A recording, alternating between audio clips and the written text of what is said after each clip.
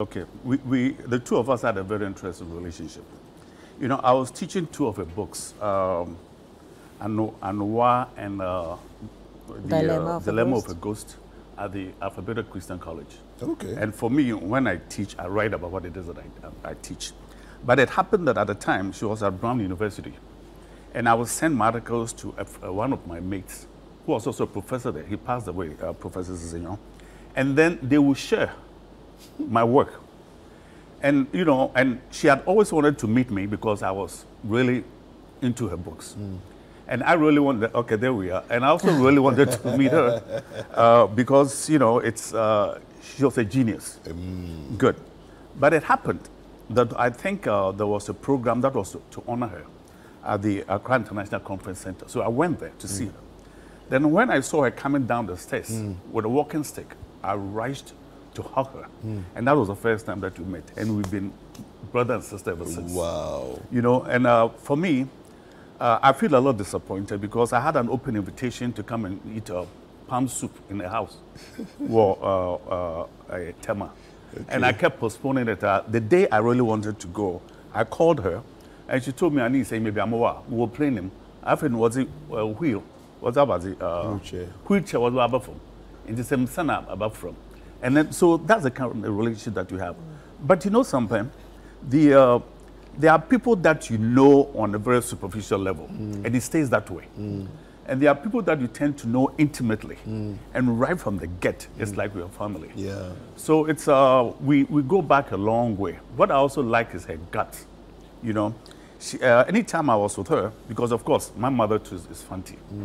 I like to listen to her, the Fanti idioms, the proverbs, you know, and she takes the time to get you to understand exactly what she's saying, but she'll always put what she's saying in context, you know, and it was fantastic for me because that was like a learning experience. When we lose people like that, and it's like, who's going to replace them? You know, in the tradition of Ifo Sutherland, you know, these are two of the, and in fact, you know, when Apioko wrote the book, The Matriarch Verses, I compared her to those two, that, hey, you are stepping in those shoes, and you have to be very careful because these are powerful people that you've joined. There it is. So, you know, it's, but she lived her life. You remember what she said? And I wrote it here, that I was too much for a lot of people. Yeah. You know, I was too much for a lot of people because I know who I am.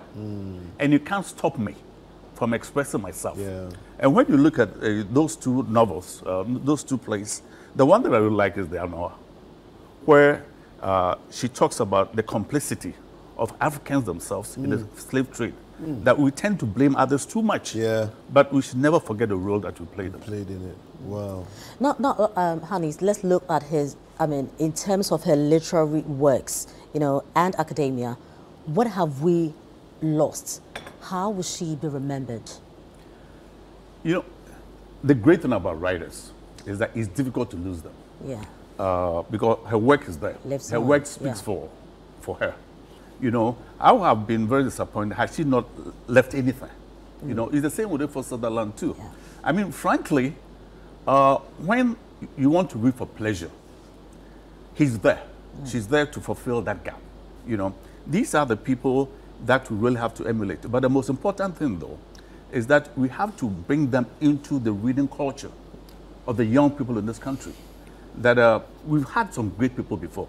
You know, frankly, now, if you look at our environment, it seems like there are no great people. You know what I mean? Yeah. There's this problem here, there's this problem here, there's that corruption there, there's this other thing here, and it's very disappointing. It's tiring. Yeah. But then when you have a giant like her, you realize that there are people that you can emulate. Yeah. For me, what I feel sorry about is that I've lost a great mentor. You know, KB Asante was my mentor. He passed on. Ephraim Amu was my mentor. He passed on. Professor Nketia was my mentor. He passed on. My own headmaster, Francis Bartels, was a mentor. These were the giants, you know. So now, it's like we need to get young people to understand who these people are. And what Ghana means to them, and what Ghana should mean for them. I think that's the challenge now, that we have. So I'm glad we are doing a program like this, but it shouldn't stop. It's very important that we have young people to study these people. that they are the people that we can emulate. Because when you look around, it's something gets disappointing. But where do Who are we the great start people? from? That's the issue now. Where do we start from? Who needs to start and from where? Well, I will tell you this. I was teaching literature, like I told you, and the Cambridge literature. And there were aspects of black writers, like Maya Angelou and the rest of them. And frankly, I recommended that she had to be part of the scheme of things, and also if for Sutherland. 2 years after that, they were teaching her books. So what I'm saying, for that aspect of our intellectual development of our young people is there. But it also has to be incorporated throughout a mainstream, through education system. What I like about her is that her books are not difficult to understand. Yeah. You know, and it's fun. There's prose, there's poetry, there's a combination of both. And you can also see the sophistication of the translation of Fanti into English language. It's not everybody who can do that too. Yeah. We take things for granted. And in fact, I wish there's a piece that I have, I think I would like Apiko to read it. What she did was that she gave me an unpublished piece of work, Okay. which I published in my column. Wow. And it's here. And it would be great to have a woman read it. And if there's time, we'll see how that can go. And frankly, I felt honored about it because it had been published in the West. At least I want you to have this. I want you to publish it. And it was published. Yeah. And I took it for granted. But now, the value is beginning to resonate through the system. Yeah. Now, you are an educationist. Do you see that as a country, we are raising these kind of women?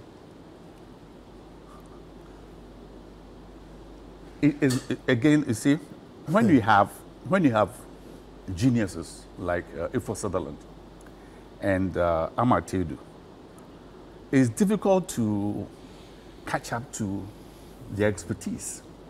But then, for what we do now with the literacy challenge, there are a lot of little kids. Yeah. Some come from Tamale, some come from Kumasi and so on. Yeah. And it is there. She started writing about that age. Yeah. You know, I think she started writing, she took it for granted. She saw that her work was so good. It was published in the center page of a newspaper with her name taking the credit for it. And boom, she said, look, that's who I am. Yeah. And from here, I'm going to take my own work seriously. You know how people don't like to take their work seriously? She did. You know, she did. And I like that because it's talking to us that we too should take our work seriously. Yeah. You might not take your life seriously, but your work is there. You have to be as professional as possible. How you described her and everything else. And what do you think it was that drew her to try and mentor people and, you know, pull out gold from people? You know, it started off with her being a woman. You know how she quoted Kweji Library? That educate a man and you get you or me. It's not enough. But educate a woman and you have a whole nation. Yeah. I think that was inspiring for her. But for me, the other aspect of her that I really liked was the fact that she's also a feminist. Feminist meaning that women need their due respect. Yeah. You know, if you have kids, you have about 3 boys and 3 girls, those days, the chances are you let your boys go to school and not the girls. But I was keen on having my daughters meet her. You know, I have 3 girls. I have no boys, so I'm going to adopt you. You know, I have 3 girls. I'm duly adopted. So, you know, there was a party that we were invited to, and my children were there to meet her. And I said, look, these are the people that you need to emulate. Look at her strength, you know, her confidence, her ability to express herself, even if others don't think they want to hear it. And I like what she said. She said, look, I'm too much for everybody, you know, and sometimes we tend to be a little too modest. Yeah. You know, we tend to be a little too modest. And in the process, we hide our gifts. Yeah. It's very predominant in this culture. It is. You know, I mean, when I was teaching in the U.S., a program, Gifted Talent Education, modesty was not a big deal. You know, if you've done it, flaunt it. You've done it, yeah. Yeah. You know, but here, Nyami Wohoni at the end, it really does a lot to really dampen our spirits, even though we can do much better than that. So that's how I see her. Okay. That she's courageous. And I'll tell you this. Can you imagine being in the United States, teaching at Brown University, and holding Africans responsible for the slave trade? How many people do that? Yeah. You know, we all want to be very, circumspect, to use that kind of word. And not to try to offend anybody. I would say, my friend, I'm not here for that. Yeah. Let's call a spade a spade. And even when she talks in historical terms, the bond of the 1844 bond, it's our grandfathers and who signed it. Why did they have to do all that? You know, so when she brings in the historical aspect and stuff that really embolden us, that like Yasantua, you know, these are the, and they are women. Men, when men become cowardly, invariably, it takes a strong woman to take their place. And the same with the for Sutherland, you know. So again, back to your question again, we can't put these great people on the back burner. They have to be out there. They have to shine. They have to sparkle. Their work has to dazzle us so that we see that there are people that we can emulate. And like I said earlier, when you look now, I mean, considering my age, you know, I'm saying, who are the kids supposed to emulate? I'm serious about this. You know, so when we lose her, we've lost her in body, but we should not lose her in spirit. We need to bring her back in. That these are the people that we want to be like. These are role models, powerful role models for women and for men. Quickly, talking about who are the young girls going to be emulating now, you know, how do we position ourselves, you know, in terms of mentorship for young women and speaking out, you know, from where we come? It looks like naturally we are timid people, I dare say, but the girl child is even worse, because we believe that it's a man world, so man hours, man everything, man all that. How do we begin to change this? Now she's no more, but how do we make sure that beyond her literary works, her memory lives on, her principles live on, what she stood for live on through other women? Good question. There was another program that she did, and I was with her at the Kojo Yankers University. I mean, the AUCC. Yeah, right. There's a place for her, some kind of writers guild. And she was there. I think it was done in her honor. Something like that has to perpetuate it. In fact, now I'm going there to see exactly how it's happening and how we can all lend support. That's one. We also have to begin to look at universities. For example, if you look at Aidoo, Ifo Sutherland, and so on, and their effect in the drama of University of Ghana, how are we doing now? And especially also with Professor Nketia. Professor Nketia adored her so much. He said, when Aidoo's place came out, I said, my own children were part of it. He said, that's how connected I am to her. You know, so again, that's a good question now. We really need to make an effort to identify the role models for this country. You know, and I'm not talking about just the politicians. One more they've had their say. One more my time, Kakra. Let's begin to look at some other thinkers in the system, people that we can really emulate in a very substantial and not superficial way. You know, so, you know, sometimes a crisis like this provides opportunities. We've lost this person, but her work is there. Her determination is there. Her courage is there. How do we begin to persevere and follow her in the tracks that she laid for us? That is it. That's our mission. And CTFM, I sound Damoso, what we can do so we can all be part of it. No, but I told you. I made sure that my daughters saw her in the flesh and interact with her. You know, it will be very interesting for them to see this again, so that it will reawaken the purpose for which you met in the first place. Because, you know, okay, Nayan, hello. No, but before David comes in, you know, sometimes when people are alive, you know, you probably may not pay much attention to what they say until they are no more, and you go back to listen to the wisdom that they were speaking. And probably that is why we say that in our part of the world, we honor the dead, you know, because it looks like when people die, we now take time to look at who they really were, what did they say and all that. Watching this video again is giving me personally some level of, you know, strength, courage. Speak up. It doesn't matter if you're the only person who believes in your principles. In fact, it's better if you are the only person who believes in your principle, because others will emulate you. That's how you develop a genius. Yes. You know, normally, You have to have what they call good trouble. Yeah. You know, you are going against the grain. The grain is what's been accepted as a social norm, but it doesn't make sense. Yeah. So how do you go against it? And it has to be good trouble. And that's how you make your mark. Exactly. It's as simple as that. Yeah. You just don't need to go around explaining yourself, justifying yourself and all that. This is me means this is me. Yeah, yeah, and I think that, I mean, like what she said, she defined a feminist. Yeah. Someone who believes that women can be anything they set their mind to. Yes. And it doesn't have to be a woman. Yes. Yeah, and so I've always described myself as a feminist. Because I believe in the principles. There's also something that she said, that women have to be seen developing agencies for themselves. Yes. You know, I teach a course in the Accra College of Medicine. And in one of our graduation ceremonies, there were 8 graduates, 7 were women. Whoa. Only one man. was man.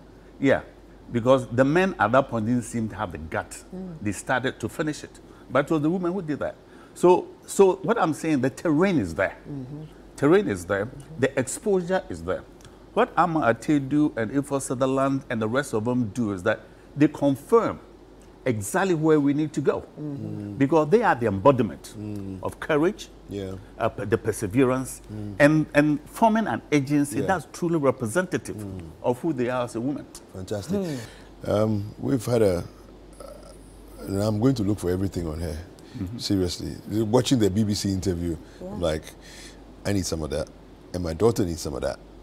This is the first time I've seen this particular interview. No, I haven't seen it before. And I'm emboldened by it. Yeah. Oh, yes. Yeah. Yes. Yes. Well, I like it. Yeah. And the boys, you have a date with the boys? I'll be traveling to you. I will let you know when. Charlie, we are solving our family issues here.